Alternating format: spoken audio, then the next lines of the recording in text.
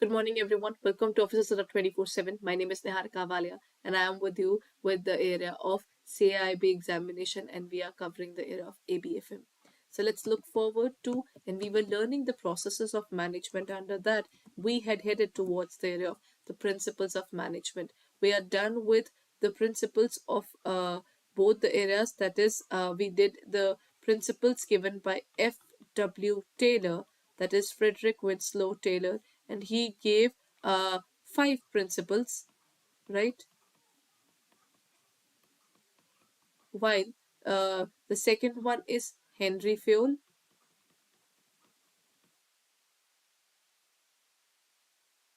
who gave 14 principles. And now we'll be moving on towards the next level of principles, which are given by Max Weber.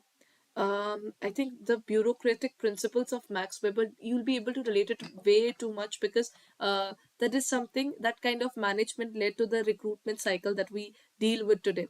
Every person who's applying for the government job, for the banking sector, we have to go through a specific examination. If we clear that examination, only then we are considered as someone who is eligible for the job profile, right? So all these things came from the ideologies, not exactly we can say, but yeah, a good part of it is based upon the principles which are given by Max Weber.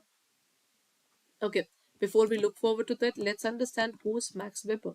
Max Weber is basically a person who has given the bureaucratic theory, that is Max Weber's bureaucracy. So if we look forward to what's the bureaucracy, what do you mean by the term bureaucracy? That means there is a particular set of rules and regulations while dealing with things, right? So bureaucracy can be defined as something which we look forward to in terms of the rules and regulations which are bound by a specific hierarchical structure. For example, especially I think the most rigid hierarchy you will find in terms of the army there, right? So you start from a specific position, then you go on to the next one, then the next one, depending upon your performance as well as the time that you have spent in that particular organization. That particular thing has been defined as bureaucracy. But when we look forward towards bureaucracy, what are the costs of the same? What are the benefits and what are the repercussions, or you can say the disadvantages of this particular setup as well now? So let's talk about what was bureaucracy as per Max Weber. Bureaucracy is basically an organizational structure, as I told you. For example, if you start your job in army there, you start with lieutenant in a country. Then you look forward towards the next level. First of all, you become captain. This is army.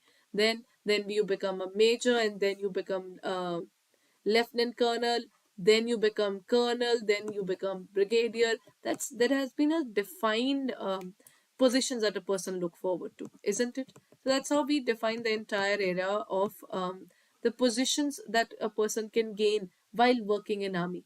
In an organization, even we look forward to that. First of all, we define certain things which are management based and how do they look forward to in terms of the management. This is what we talk about. Now, when we talk about the bureaucracy, bureaucracy is basically an organization structure that is characterized by they have many rules, they have standardized processes, they have procedures, and they have requirements. Okay, if you're joining army, there's a specific area in terms of the physical training, they have their age criteria, they have so many things. The same thing goes in the banking area as well. Everybody would have gone through the examinations, you gave the examination, then first of all you cleared the, if you're looking forward towards the PO level, that means first of all you gave the examination or the clerical level. Everywhere there was a specific notification that came out, and on the basis of notification the person gives the examination, then they move towards the next level, then the next level. Back promotion examinations are definitely there. At the same time, the JAIIB CAIIB examinations are there. What is it? These are standardized ways of growing up in the hierarchy of that organization. There's a process. We all enter our organizations at a specific age, or based upon the criteria of the age, the next level of promotion is also there. The time that you have served in the organization will also determine your growth. So all these things are there now. The number of desks, the meticulous division of labor. See, a few people would be involved in the area of recording the transactions. A few people would be involved in marketing, few people in production, How do we define these things? The division of labor is possible because we have taken all these people undergoing through the era of um, okay, everybody has gone through tests, right? So while going through the test, we know what are their skills. So once you know their skill set, then you will divide the labor based upon their skill set, and this will help them a lot in their growth as well as the organizational growth. Because think about it, if a person is working in their area of interest, they will automatically grow, right? Then the next point is responsibility and clear hierarchies or professional and almost interpersonal interconnections between employees. But bureaucracy has one thing that which I could personally see. They talk about skill set, they talk about division of labor, they talk about growth in the organization. There are so many things this particular theory talks about. But there's one thing which I couldn't find here. That is the existence of an informal organization. Think about it. That's one of the disadvantages of Max Weber theory there, right? Because we are so lost in the rules, we are so lost in the regulations, we are so lost in choosing the right person for the right job there. There are certain things that we just overlook. What are those? Think about it.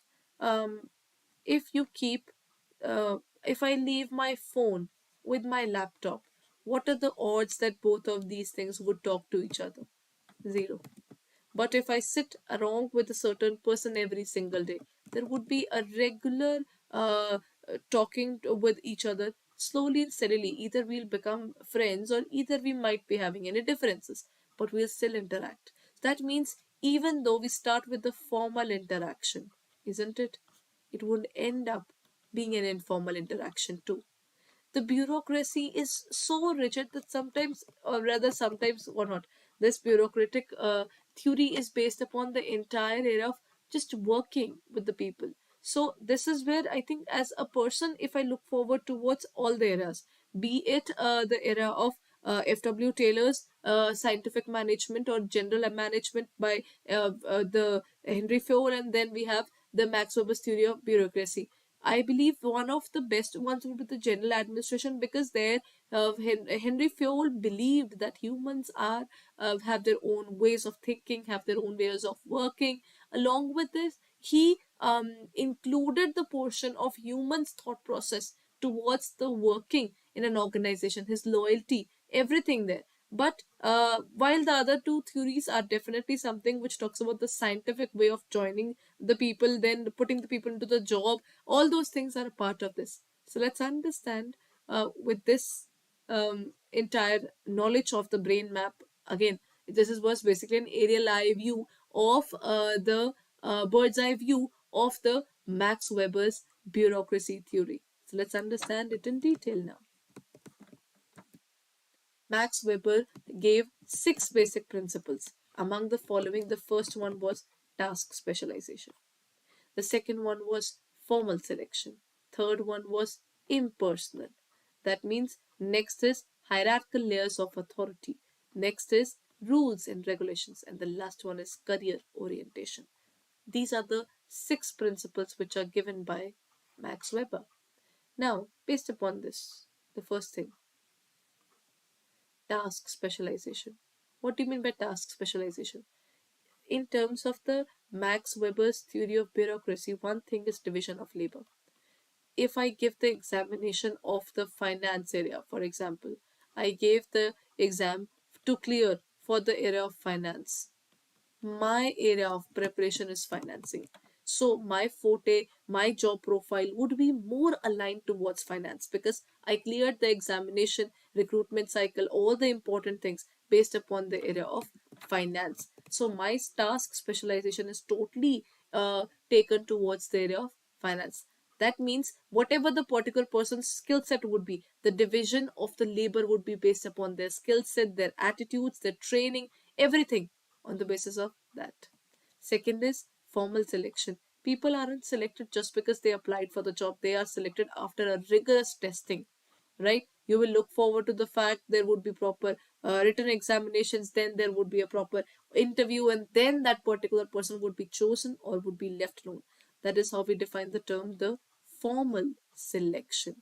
In terms of formal selection, a particular person is chosen or not chosen to be a part of the organization as an employee based upon the scientific selection process, which they call as the formal selection. Anybody who would be doing the work for a longer period, the person who clears the examination would be chosen as an employee, and the recruitment will further turn into selection, because ultimately it's a recruitment process which leads to selection. Now, the next point is impersonal. See, under this now, what they do is they do not look forward towards the um, they don't look forward towards the working of the people with each other in terms of their interpersonal lives, or you can say personal interaction. Think about it. We are working together, as I just told you. If I leave my phone and my laptop together, they won't be talking. But if you leave two humans together in a room, they would definitely end up talking. That is, they might like each other, they might not. That is a different scenario, but people will still interact. That is how we define the term of impersonal. So that impersonality and personal difference is definitely there, and this is the thing that bureaucracy talks about. If two people are talking, then if two or more persons are talking, there is a communication, and that communication is also based upon the defined lines. That's how, if I have to talk to someone in the organization, I'll end up mailing them all the details, isn't it? So the mailing thing would be done. That is communication. Then hierarchical layers of authority. If I grow in the organization, I cannot grow by just being reluctant in terms of working, or in terms of, if I say that I want to grow further, what will happen? To grow further, the first thing is I'll start it from this level, then I'll go to the next level, then my superior, then super superior. So whatever that particular person is, my growth is based upon this path. That is how we define the hierarchical layers of authority, right? Your growth is already defined, where as soon as you join the organization, for example, any of you would have joined as PO there. If anybody joins as a clerk there, anybody has a specific job profile, what will happen? Everybody knows after clearing how many examinations, after how much time, the salary would increase, your position would increase, your responsibility, your any growth in the organization is clearly visible to you. That is why people are running towards these kind of bureaucratic jobs now, because your growth is already defined. You know how you look forward towards these jobs. How can we define our growth? That is something which is possible, but for that, a proper hierarchical levels, layers of authority are prepared way before the organization actually starts functioning. Next is the rules and regulations. Again, rigorous selection training is given. Selection is a basically rigorous process there. We choose people on the basis of scientific testing. Everything is done. And then you have regulations. Rules and regulations would mean that you are selected on a particular purpose. For example, there's a probation period as well, during which the particular person is evaluated, their growth is determined, their departments would be determined, especially on the basis of the probation period they are under. And then career orientation. Once you enter a specific career, if everything is already defined, you know where your path would go. That career orientation would be very strong when you look forward to it. I'm sorry. So the career orientation would be very stronger. If you the bureaucracy is basically all about, now the bureaucratic era is basically taken up in the government jobs right now, right? So the process of choosing these people, there's a written examination, then background check, everything is being done. And at the same time, if a particular person is asked what would you be after a certain period of time, he knows after joining, after how many years he would reach towards the next level, and then the next level. His growth would be already predetermined, and his caliber can define how quickly he can reach up the path in terms of the hierarchical structure of the organization. But still, this doesn't mean that he will never have an idea where he's going towards in terms of the organization, right? That's about the Max Weber 6 principles of bureaucracy. The first one is task specialization. So let's talk about task specialization first. Okay, Max Weber stated this particular principle of task specialization as, Max Weber argued that a well functioning bureaucracy that has been designed with the division of labor in mind will be more efficient and productive than one without it. Think about it. If we talk about task, specialization, or division of labor, we divide the labor based upon their working, right? So if you divide the labor on the basis of one, two, three, four, their working is already defined. Now, one particular person working for one particular department for a very long period, this is how we define the division of labor. In terms of division of labor, the working is defined already. One particular person does that particular task for years to come. His work is already defined. That is, that labor becomes specialized in the job that he's doing. That is specialization. That specialization leads to a better growth. That is how we define the area of specialization. That is task specialization. Next is formal selection. In terms of choosing the people for the right job, there is a specific process. There are 5 steps towards the formal selection process in an ideal bureaucracy.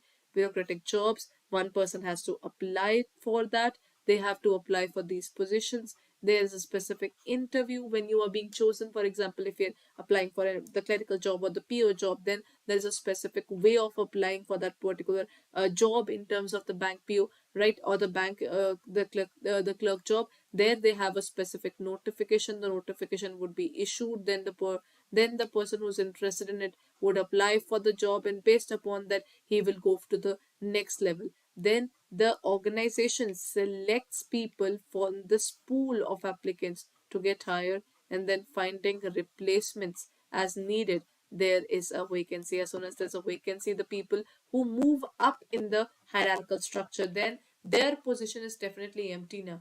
If anybody is going up, then his position in the organization is empty. Now the lower position would be filled by someone else, right? So that's about the bureaucracy structure. Then in terms of the hierarchical layers, what are the hierarchical layers here? We can say in terms of the bureaucratic management, the managerial structure is organized into hierarchical layers. So it can be, okay, when we look forward towards this was the pyramid for the structure of the people there. This is uh, top, this is middle, and this is lower management.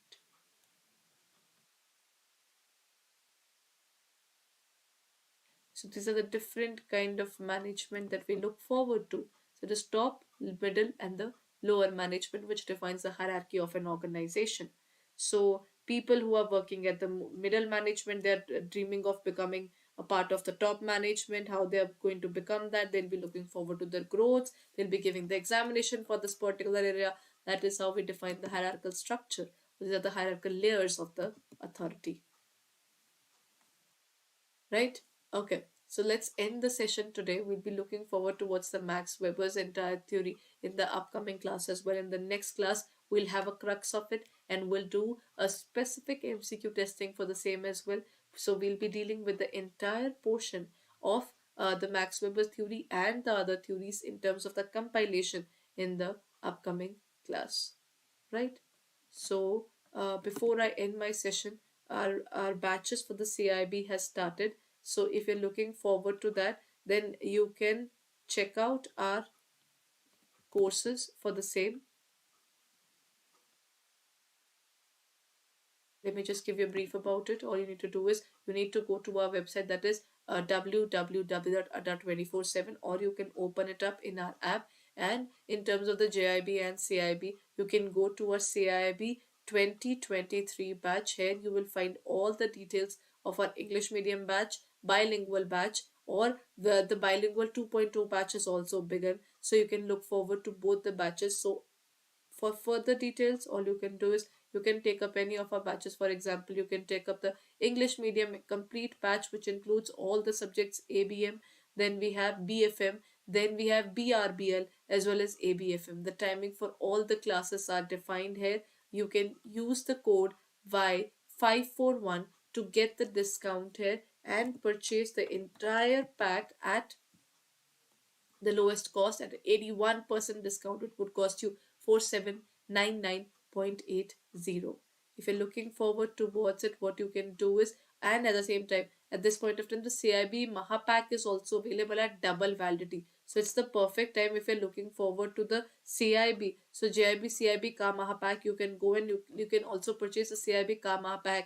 This Mahapack, which would include everything regarding the CIB examination, regarding the test series, regarding the details of every examination, then the revision batches, MCQs, case study batches, everything would be opened up for you. All you can do is both the bilingual and English medium batches, all the things would also be open for you. So you can use the code, and you can click on the area of buy now. Currently double validity is going on. If you purchase the validity for 6 months, you'll get for 8 months, right? So you can use the code Y541, apply it, and you will get it at 7199.20. So if you're looking forward to it, then kindly check it out on our website or in our app, and hurry up. The double validity is going to end on 31st, so before that, go ahead and look forward to our batches as early as possible, because this is the perfect time where you can purchase it for a very limited period of time. So it can help you in terms of your preparation, and it will boost you up in terms of your consistency in classes. So kindly join in and keep studying. Thank you, everyone. We'll be meeting tomorrow at 7 a.m.